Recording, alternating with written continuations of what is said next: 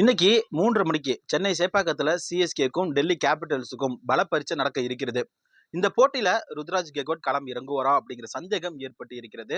அவருக்கு பதிலாக தல தோனி தான் கேப்டனா செயல்பட இருக்காராம். அது குறித்த ஒரு முக்கியமான தகவல் தான் வெளியாகி இருக்கிறது. 2 போட்டியில படுதோல்வியை சந்தித்து இருக்கிறது. இது கடும் விமர்சனங்களுக்கு எழுந்தும் இருக்கிறது.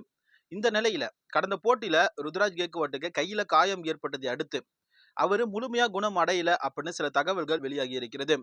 பயிற்சியாளரான மைக்கேல் ஹசி பாத்தீங்கன்னா, ருத்ராஜ் கெக்வாட் இந்த போட்டியில விளையாடல அப்படின்னா ஸ்டெம்புக்கு பின்னாடி இருக்கக்கூடிய அந்த நட்சத்திர வீரரான இளம் வீரர் கேப்டனா செயல்படுவார் அப்படின்னு ஓப்பனாகவே சொல்லியும் இருந்தாரு. இதனால இன்றைய போட்டியில ருத்ராஜ் கெக்வாட் கேப்டனா செயல்படல அப்படின்னா தோனி தலைமையில தான் சிஎஸ்கே அணி களம் இறங்குமா அப்படிங்கிற எதிர்பார்ப்பு அதிகமாகவே எழுந்திருக்கிறது.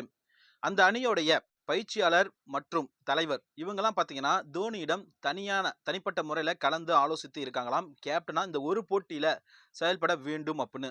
ஒருவேளை இன்னைக்கு நடக்கக்கூடிய இந்த போட்டியில தோனி கேப்டனா செயல்பட்டு சிஎஸ்கே வெற்றி பெற்று விட்டால் அடுத்து வரக்கூடிய அனைத்து போட்டிகளிலும் தோனி கேப்டனா செயல்படுவாரா அப்படிங்கிற கேள்வியும் எழுந்திருக்கிறது. எது எப்படியோ இன்னைக்கு ருத்ராஜ் கெக்வாட் களம் இறங்கல அப்படின்னா அவரு ஒரு இம்பாக்ட் பிளேயரா கூட களம் இறங்குவதற்கான வாய்ப்பு அதிகமாக இருக்கிறது. தோனி கேப்டனா செயல்படுறார் அப்படின்னா சிஎஸ்கே அணியில பல மாற்றங்கள் இருக்கும் அப்படின்னு எதிர்பார்க்கப்படுகிறது. ஏற்கனவே டிவின் கான்வே உள்ள கொண்டு வருவதற்கான தீவிர ஆலோசனை இருந்தும் வந்தது. டிவின் கான்வே உள்ள வந்தா சாம் கரன் உட்கார வைக்கப்படுவாரு.